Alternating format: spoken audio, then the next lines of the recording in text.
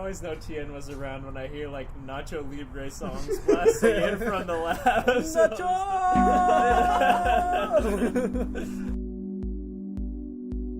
Hi, and welcome back to the Up and Coming Artist Podcast. I'm Christian, a videographer. And I'm Ben, an animator. Now, Christian, I have a question for you. What is it? Have you ever been to a fair or an art event and wondered about glass blowing?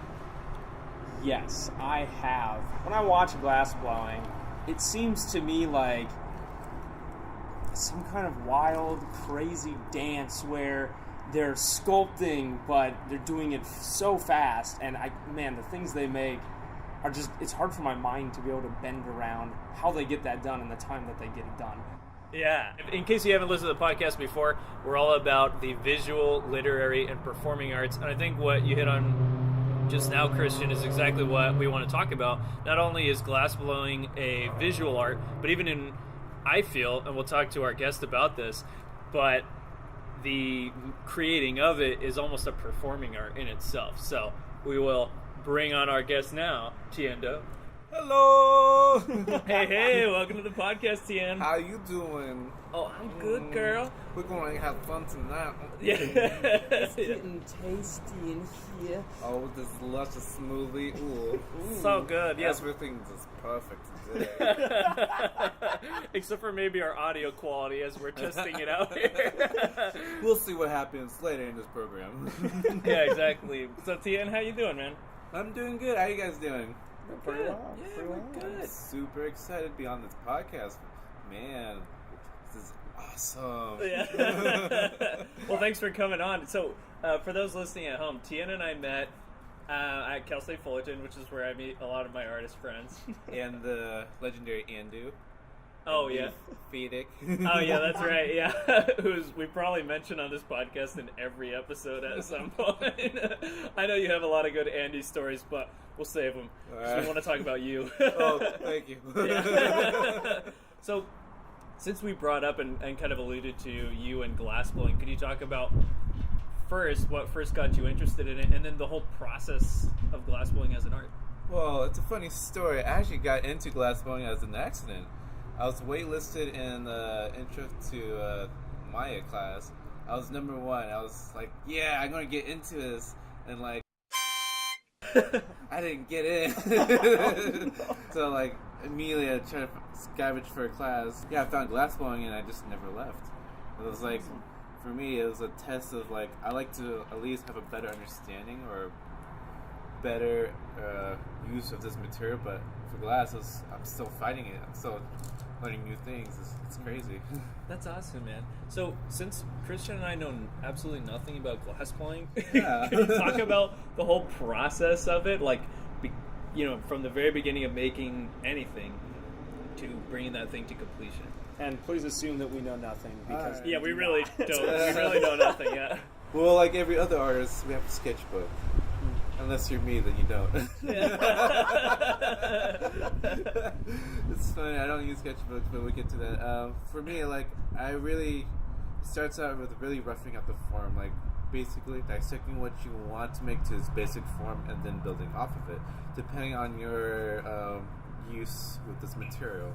For me, I use it more towards a sculptural stance, so I had to really rough out the form, or how we say in the glassblowing business, the setup before proceeding on. Like, if you mess up the setup, the whole thing just go. Yeah. Yeah. And like the process is really fun. We have long, like, I'm gonna say like at least 6 foot pipe. It's called blow pipe. It's a hollow pipe that's made out of stainless steel, and then we heat up the tip to like roughly around like 13 to 1400 degrees, so it gets like rosy red. Wow. And then we gather in this huge vast tank called a furnace, and it holds at least, or ours at school will hold at least like 700 pounds. Wow. Of glass, and it's molten form. It's 2,150 degrees, and we're just using that end, and we're gathering molten glass on that tip, and then we're working from there. Wow. Yeah. So, because you were bringing up like forms and stuff Yeah. like that, could you dissect that art lingo a little bit? The art lingo like forms like the shapes that you want to build, or like you have an object, say for like a face, like same principles with drawing. We always rough out the phase before we proceed on with adding the details. Same application towards glass, but in a 3D form. Because we are also like, we also consider like the thickness and how big and what. Because timing is very crucial. Because if you leave glass out too long, it starts to get colder, and if it gets colder, it's more chance it's going to explode or crack your piece. And that's the thing we want to avoid. Yeah. How many times have you had a piece explode on you? A couple times. Yeah. That sounds terrifying. If it breaks, like cracks when it's cold, I just reheat it like a lot, and then I use this technique called sandblasting, which saves each piece because it frosts everything. I'm like, it looks good, the color's up, sandblast it. Yeah. There you go. That's awesome. So, like, again, we had mentioned that I think for us, and I think for a lot of people, their idea of glass blowing is what they see at, like, an art fair where they're kind of in a box, usually, that you can look into. When you're doing it at school or on your own time, is it a huge space like that you're moving around in, or is it more a compact version of that? It depends, really. Like, I've been to facilities that can accommodate, like, a vast majority of people, but the spaces are very closed in. Our facility, I believe, is like very big because we have so much room to move around, not accidentally hurt each other in that tiny space. Yeah. Oh my god, I can't tell you like how many stories I almost got burned in like such a small compact place. So kind of that wide space is almost necessary to do the work safely and correctly. Yeah, I don't want to accidentally burn people. That's a good practice. Oops, sorry, Jeff. You're in my way. That's crazy. If you can just break down the basic stuff, like what kind of tools are you using, and like how do you use those to create the effects that you want? Well, a lot of glass blowers have 4 main tools. So the first tool is called a jack. It's kind of like chopsticks, spiky chopsticks. Okay. With like a little connecting band on top. The band is like very more solid and round. And that tool is basically used to help shape or cause like constrictions, mostly shaping or either or. That's the main tool that a lot of glass blowers use. Then we have like ginormous tweezers, like tweezers to pick out your pimples, but like ginormous, like at least 8 to 12 inches big. Whoa. They're fun. And we have scissors, like any sorts of scissors. We call them shears. They're made of like more sturdy, like steel, so it can take in the heat and not totally be useless. And we have this thing called diamond shears. It has like a little diamond square point as a blade, and it has a little tiny like loop that looks like a holder for a pipe. And we also use newspapers too to help shape our glass as well. Oh, really? Yeah. Like, you mean like holding it against it, or how does that work? Like we take like at least 5 sheets of newspaper, then we fold them into like a little square or box, and then we just cut in the corners to release steam when it gets burned, and then we just wet it a lot until it's like not soggy but wet enough so that it can like feel safe. It's not just gonna instantly combust or something. It's awesome. Like it just burns slowly, and you can use that newspaper for like a good month before like gotta make another one. Yeah, that's cool. So going back to the process of it, so you got the glass in there and it's really hot, and you get it on the end of your pipe that's hollow, so you can blow through it, I'm assuming. So then what happens next? Is it just because you've thought about what you want to make, but then the actual making of it, like how does that even happen? Well, with glass blowing, you actually need 2 people. It's actually a 2-person process, and it makes life easier, makes life safer for yourself, because if you blow glass by yourself, so some people who do that, it's a lot more dangerous because you have to be more accountable of what you can or cannot do.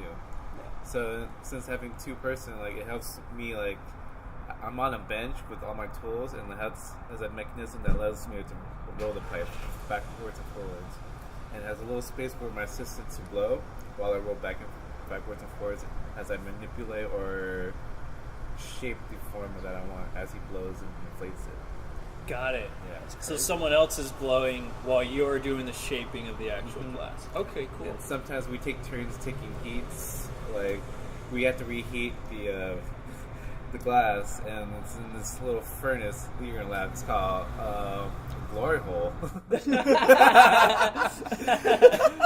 And like we use that to like reheat our like massive amounts of glass that we have in the pipe to keep it constant or keep it getting hotter so we can manipulate more. And for my work, I don't do functional anymore, or I try not to. I'm more into like sculptural, so play with glass in its like solid state, or I do this new thing called inside sculpting, where I take like a specific torch and heat up specific parts of it, and I can push it inside out. Oh, cool. That's super cool. And what are the tools you mentioned before? Is that what you're using to do that with, or? These are different tools. These tools are called inside sculpting tools. Okay. They're like little like hooks with a ball in the end, so you can create like an opening in the bubble. And you can put it inside, and you can push it up like features or shapes you want, and I can push it down with like other tools, or like this thing called tag wheel, which is like a little like dull knife that's pure metal, and then I can help shape it and so forth. That's super cool. Yeah. So, like, as far as the blowing aspect goes, is there like techniques you have to learn for different kinds of like ways you blow it, or is it just you're just blowing into it? There's a lot of different techniques. Like Really? yeah, like glass is originally a crafts, and it's been like a craft since ancient Egyptian times. Wow. Yeah. Oh. Until like Venetians found out like, this like recipe to make glass clear, and then they became like the capital of glass blowing until modern day glass blowing now. And big mecca is Seattle, Washington. Seriously? Yeah. Cool. Oh, that's awesome, man. So Yeah. then the techniques, what are those like? Techniques, it's just like there's a bunch of techniques or how to approach a certain shape or a certain form.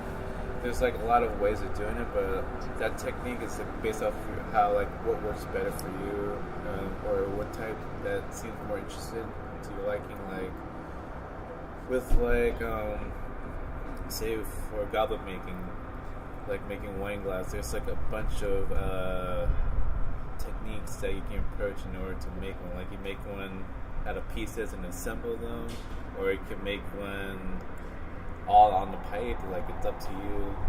But like there are basic principles. Like if you want to approach, like if you want to blow glass thinner, you gotta do this method called pinch and pull. Like you pinch out the tip of the massive glass with a small bubble, and then you keep blowing. You pull, you yank and pull as you blow, so it thins it out and inflates some more.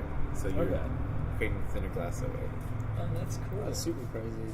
Do you have a preference in terms of thick or thin glass? Functional thin. It's more likable. It's what people like, and you know, some people do like heavy. It's like, oh, it's sturdy, but it's glass. It's going to break. Whatever. Yeah. Comes with the job. Yeah. But for sculpture work, like we have to go. We try to blow thin, but we want everything even walled. So like whenever we push something, like nothing's getting distorted, or like heavier glasses this year, so it's like making something look like Chunk from what's the Goonies. So now, just thinking about the kinds of projects that you like to do with glass blowing, did you kind of discover that because you were trying to go into a Maya class, which is a 3D animation program and modeling program, which you can kind of do sculptural stuff in there, I suppose. Or were you just drawn to figures for another reason, like I was always. originally? Oh, sorry. No, go ahead. I was always drawn to figures. I've actually done animation or 3D animation in high school. So, and I did a little bit of Maya, but this is like more into like modeling with Maya. I was like more interested, and through that principle, like I actually intertwined both principles in sculpting. Like it's made me a faster and more optimal sculptor in Maya in glass. That's awesome, man. And I mean, obviously, I'm carrying a film camera on my neck, so this question is more to play devil's advocate. Why do you think you're drawn to glass blowing, which is a very physical medium, rather than doing something, let's say, modeling in Maya and then 3D printing it and finishing it later? That's a good question. For me personally, I love being on the move because originally I wanted to also be an actor and an animator, but I found glass, and glass was more interesting to me. Oh, nice. So, but for me, being physical, like that's what I would like to do because like for me, I can't stand or like sitting in dust too long and just like I just lose it. That's why we're forcing you down on this podcast. I You just have to know. I'm sit like there. sitting. I'm just like I gotta move now. And like with glass blowing, like I love moving. Like I feel like I'm really putting everything towards this art making, to this process. Like my blood, sweat, my burns, like everything. Like I feel like I'm one with the art, like with this medium. You feel like there's more of you being injected into it that way. Yeah. Exactly. And do you feel like the outcome is more satisfying because you went through that almost like, if you will, more hands-on, tougher process? I believe so, yeah. I believe that. That's, you can't say it better than that. Looking at your Instagram, you've got parts of people like hands and feet and skeletons and all of that. Is that like where you want to move your work to, like sculptural but more like figurative, like with the human figure, or is that just because it came naturally to you because you were kind of already doing that in Maya? It's a little bit of both. I would say, cause it came from a little bit of mine, but for me working with the body, it was mostly towards like how a simple gesture depicts like an emotion or like a leeway towards a story. Like I think is it more of like my sculpture is like a performance or part of a performance of the world, you know? Mm-hmm. So that's how I kind of approach figurative, because like for us as humans, we read human gestures more easily than like, you know, what's that animal thinking, like, does my cat love me, you know? We're still wondering. Yeah. And like just think about it, like with like Disney movies, they personify animals with like our humanistic gestures. Like with that simplification towards art making, you can really push like how people interpret like a pose or a posture. Could it be argued that it boils down to just human communication and kind of like art being a way of expressing like how people communicate with one another through their body gestures? That's so cool. That's how I see it, because other than voice, like silent films, they were like moving their hands, like, you know, or like Charlie Chaplin, like, Yeah, he's gesturing, like, yeah. where am I? So that brings up a good question. Is that what kind of got you interested in art in general? Because you were talking about being an actor as well as being an animator, which to me I've always seen as connected. But you're also saying with glass blowing as well. So what got you started originally? For me, I was young. I want to do 3D since I was 5. Ever since have you guys seen the show Reboot?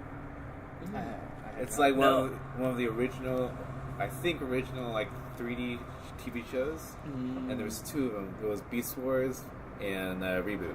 And they both came out in 1994, and that seeing that, like, I was like, whoa, you can make stuff like that in computer? That's awesome. Yeah. And like for me is artistically, I was more driven towards that narratively, because I've always loved making stories and trying to incorporate that visually than just reading a book, you know? Yeah.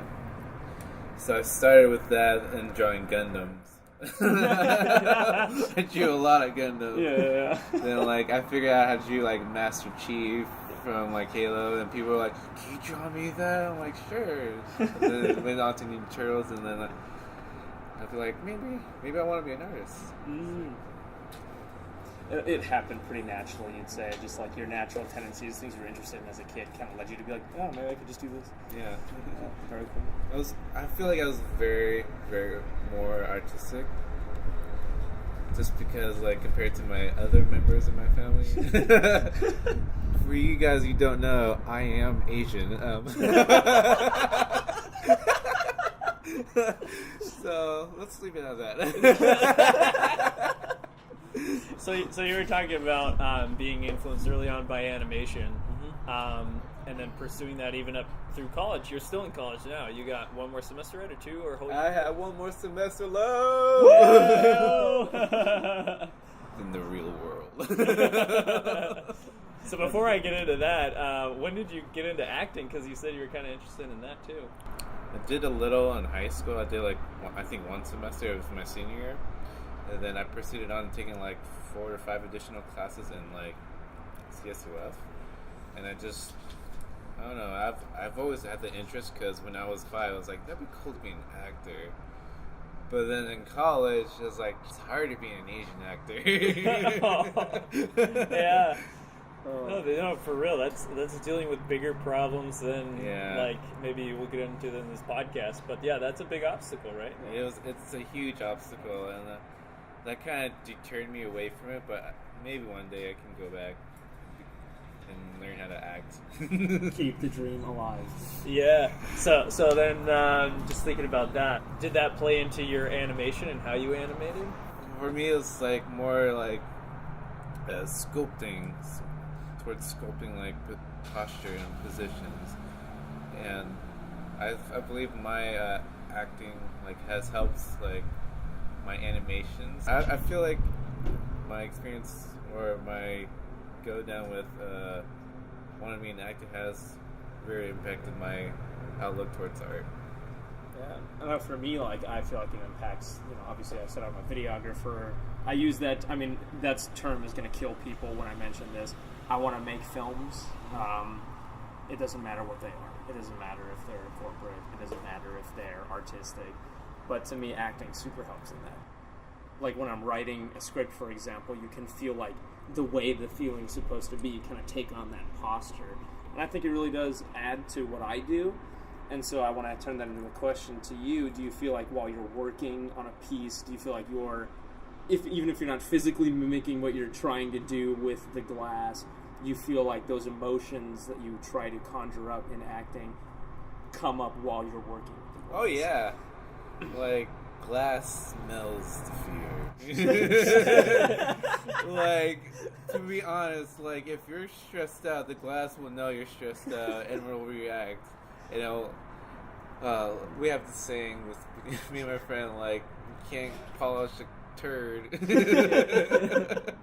Like, for us as glass blowers, like, if it doesn't look good, we'll just knock it off. Or we'll try to save it if we spend, like, 5 to 6 hours on it. Then it was like, we're in it to win it, man. Yeah. Like, if it happens really quick, we're like, whatever. Yeah.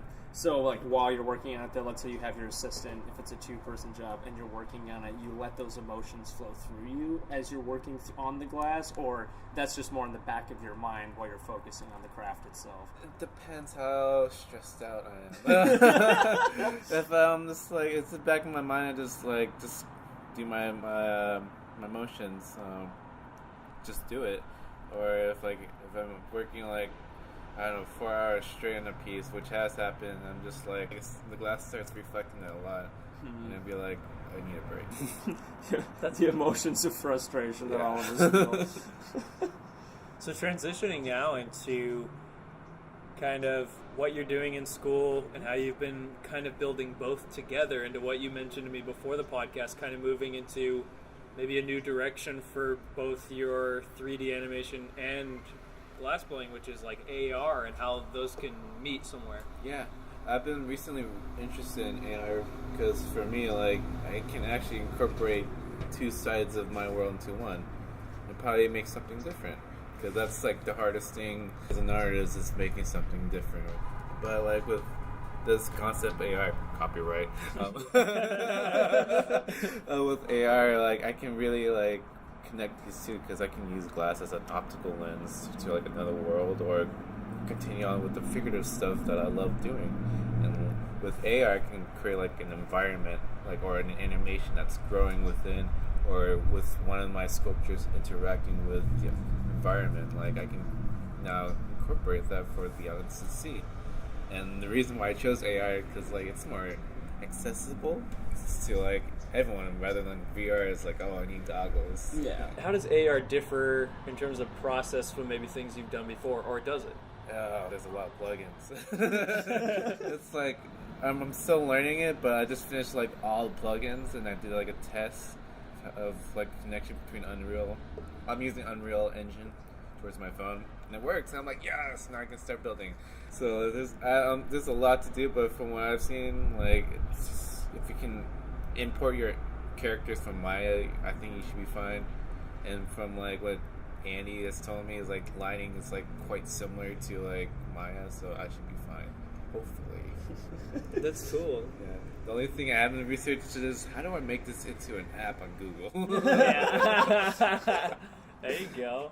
So kind of transitioning now into how I know you, basically, is through animation at school. Yeah. I do want to bring up that class, though, because, so basically we met in a group projects class, and Tien was one of the group leaders. So he had his own idea for film and a project, and it was fantastic. And you guys put a lot of work in that. Can you even just talk about, like, because I bring it up because you were just talking about nodes and different connections and things. So you guys connected real world footage and photogrammetry, and then you'll have to tell them what that's about. And then having 3D characters to fill that space. So could you talk about that process in that film? Oh yeah, so we started with photogrammetry. Photogrammetry is basically like 3D scanning, but with your camera phone. Mm-hmm. So what you do is you take like a 360 photo of your object you want from every angle as you can. Then you can, if you want more details, you go from like a normal space to a closer space, doing a 360 camera loop. And you have to make sure like lighting around is the same. If not, it's really going to screw around with your photogrammetry or your mapping for your object. So you don't have to delight it. Delighting is like a different process. And once you do that, you can use a reality capture or Autodesk recap, and you can input all those photos, and the program just figures it out. And it just makes it into a mesh. And once we have that mesh, the workflow I found out is through Maya is like retopoing. And then if you retopo it perfectly, just re-UV it and then reproject all the fun on it. Mesh is like body, like how the shapes, because in 3D, like you build like objects through box modeling, and that's kind of like you're building like bumping up, or I like to see beefing up these squares into this object, and like it's through a way called extruding, and you just extrude like faces of this object, which it looks like squares, and you try to make it into something. That's called meshing. And with UVing is like the painting application towards these objects. Like you create like seams, like clothing, and then this allows you to like really help you visualize what this looks like, or how it should break down to, so it looks nicer. Retopologizing is basically after you have like your finalized mesh. No one wants to animate it because there's like a bunch of squares. It's super ugly and like it doesn't make sense. So yeah, and it loads kind of slow, right? Yeah, because it's just like ugly. Computers are biased and fickle things. Yes. They need to learn how to be pretty like us. Anyways, so we had to recreate these like squares onto it, but we have to recreate in a way that if we're making something move, that we have to create extra space for that posable space, so it doesn't stretch out or look funky. And then rig it. That's basically it. And after we had our characters, we went to a beach called Little Beach in Corona Del Mar. Oh, it's a great beach. You guys should go there. No one's barely there. After this podcast, probably everyone's gonna be there. Yeah. It's super beautiful. So me and a couple guys took like photogrammetry of like this like spot in the beach because it was really beautiful. Then we add a crapify application. That's an Andyism for those who aren't from Cal State Fullerton. Crapify is making the scene or object more authentic, like in real world. You wouldn't see a nice bottle; you would see it smashed on the ground, broken, sad. Exactly. Get that, Merriam-Webster? And like just crapify the scene, and then we went through like a lot of reiterations of what we can or cannot do. Like I didn't have a person that did particles. It's like whatever, I'll cheat my way through making waves, and I did. And then, but later in production, we had to cut the scene out to like save time. I'm like, all right, whatever. But yeah, after we made the scenes, we rigged them. It was actually pretty. That was the simpler part and the easier part because like. For me, I was more technical stand based, and like I can create everything or create stuff pretty quickly. And the whole hardest part was making that story work. Could you talk about the kinds of characters that you had and the kind of story that you had, so they get an idea like why you were at the beach and all that? I was at the beach because I was making this kind of dog story, but instead of a dog, it was a turtle, and instead of a person, it was a hermit crab. It was basically like a blind turtle dog bothering a hermit crab, but then the hermit crab finds out that he's blind and tries to find his way back home. Did you complete this? Oh, I'm still working on it. I'm actually putting it on hold because I'm working on another production at the moment. It's also based on photogrammetry, which I'm really excited about, and it looks super cool. Because I first made it out of clay and like painted it, and it looks exactly like it does on the computer. It's for a production for Chuck. It's for his class, and basically it's about a character, a mechanic who dies, and he tries to escape the grasp of death, but death is like 4'11".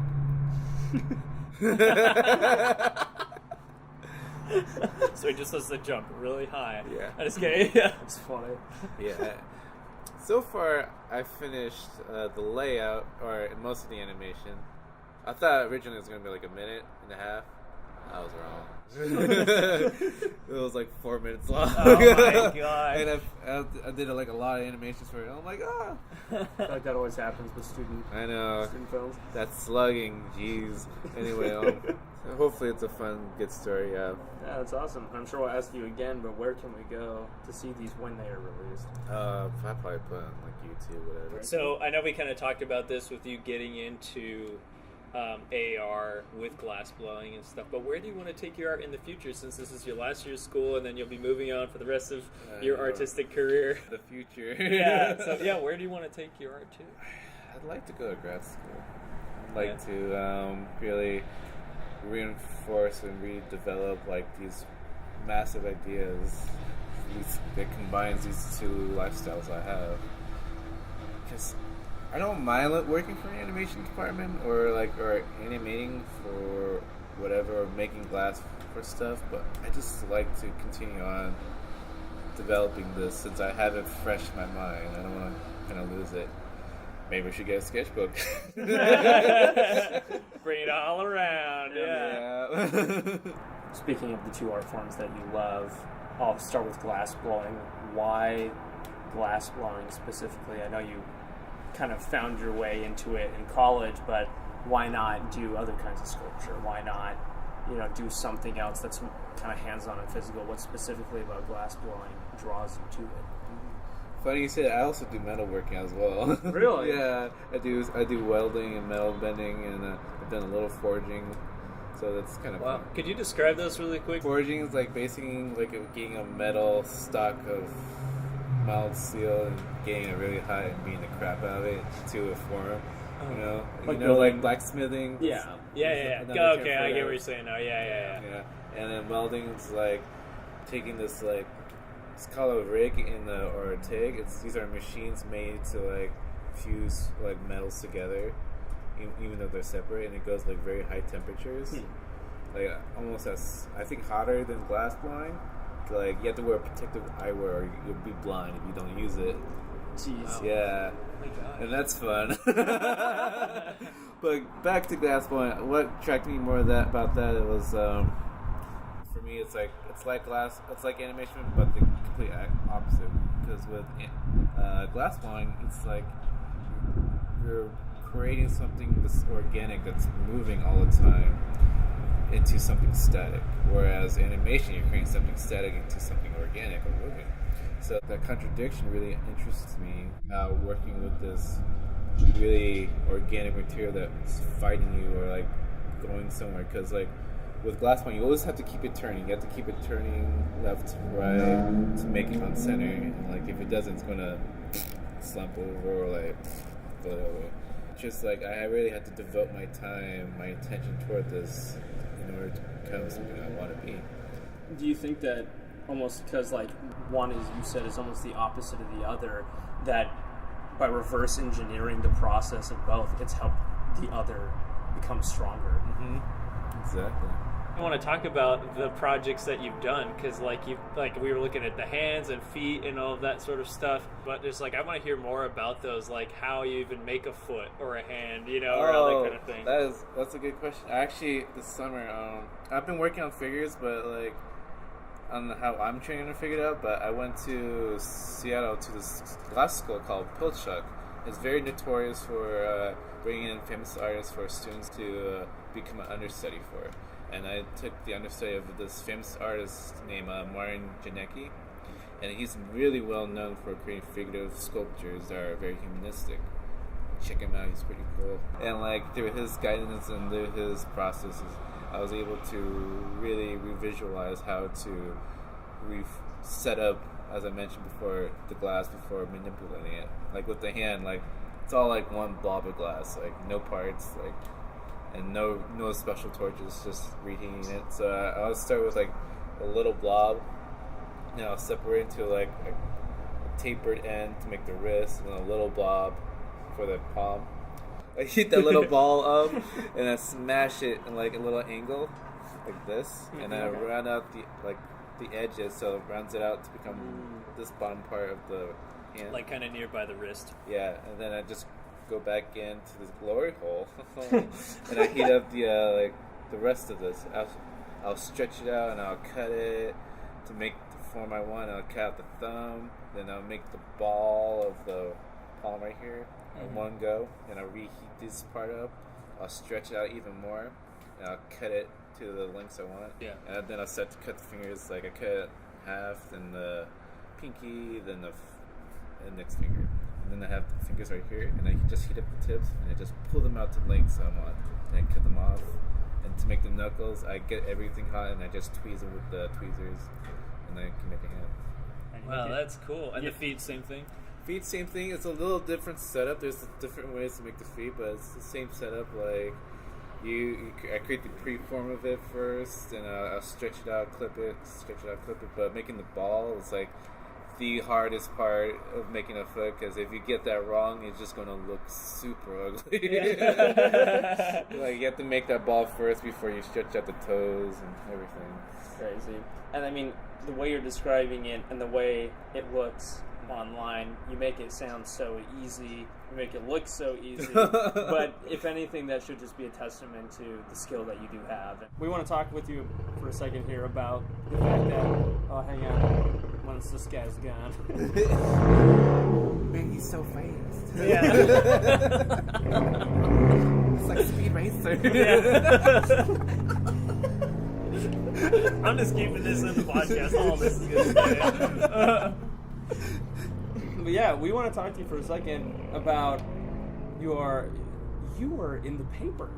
Yes, it was. That's crazy. We want to hear about we that. didn't even know about 10 minutes ago. What? That is so insane. I mean, in a sense, like, for at least, people who are just starting college, that's kind of a dream come true. So could you tell us a little bit about that? Yeah, it was on the OC register. It was after Arts Week this year, around like April 12th or week April 12th. I was assisting like Karen Willenberg Johnson, her husband Jason Johnson. They're making like a peacock on some water. It's gnarly. And then, like, after we're done assisting, this Jade Jewett, CSUF arts chairman, she introduced me to this kind lady. She's like, "Oh, you're Tien." She told me a lot about you, about Pilchuck and stuff. I was like, "Yeah, sure." Like, "Yeah, how are you doing?" She's like, "Good." It's like, "I'd like to write a paper about you." I was like, "Oh, that was sudden." It was like, "Sure, yeah, I don't mind." It's like, "Really?" It's like, "I know you kids are busy." Like, I don't mind at all. Getting my name in the OC register? Yeah. I'll take it. Yeah, sure, why not? Free publicity. Yeah. Okay. This is like what I'm doing right now. A couple of weeks later, it's like I get like an email from both the chancellor's office for like the Cal States and Hiromi, saying like, "You're on the paper." It's like, "Oh, really?" And then I checked it out. I was like, "Oh, that's pretty awesome." I'm famous. You were talking about apprenticeships, or like understudies, I mean, for glassblowing. Is that typically the way that you get jobs, or like what is the working world of glassblowing even like? the working world for glassblowing can be very tedious. One way is like you work for an artist, you hassle them down, like you really show that you're really devoted, want to work, like you help clean up a little bit or charge whenever you can, and like hopefully they hire you, and then you can start your life as a glassblower, or you can get jobs as doing production work for an artist or like for a company and get that additional training or background into glass that way. And then when someone's hiring you, is it usually for sculptural work, or is it more like practical kind of stuff? Depends on the person, you know. It depends what they're famous for or they need to make money for, you know. It's like, oh, I need to make cups. Like, all right, we're making cups. Yeah, it's yeah. like, oh, we're making peacocks. Like, let's do it. Yeah. That's cool. And I mean, I guess the moral of the story is you never know what opportunities will come your way just by doing what you enjoy and pursuing it with a passion. We're super excited to see where you're going to go with this. Me too. I've been doing this for 4 years now, so let's see what happens. Yeah, that's great. So then just kind of leading with that, where can people go to find your work and check out what you do? Oh, that's a great question. I'm very prominent on Instagram. My Instagram name is Tien Do 94. So it's NIN_TIEN_DO_94.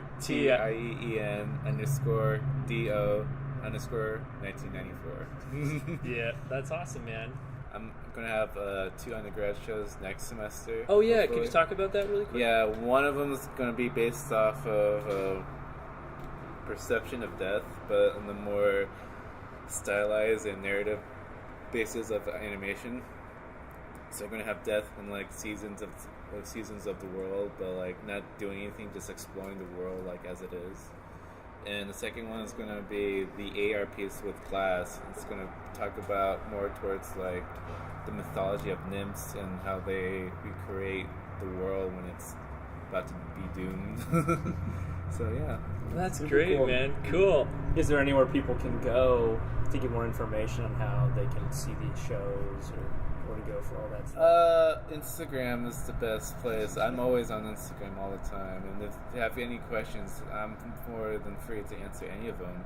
If you guys want to message me, that, or you can meet me at Cal State Fullerton. I'm there every day except for Monday and Wednesdays and Sundays. If you want, I don't know, see me blow glass, I'm at Cal State Fullerton from 4 p.m. to 1 a.m. Wow. So yeah. And you guys are always playing music in there. Oh, I always yeah. know that. Yeah. Like, loud Follow music. sounds of like heavy metal or something. Yeah. Well, that's great, man. And then for anyone who's looking into doing the kinds of things that you've done, like animation, glass blowing, not only where can they go to get more information, but what advice would you give them? Always talk to your advisors. They're going to be your bestest friend and your mentors. For me, help like talking to Andy really helped reinforce what I want as an artist, and also Hiromi Takazawa, the glass blowing teacher. She helped me so much on my journey as a glass artist. Like without her and being exposed to this sort of background, or going to Pilchuck glass school, or being the president of class and like doing all this cool stuff, like I wouldn't be here without her. That's great. That's awesome, man. Super cool. So, listen when you're in school, kids. Yes. Yeah.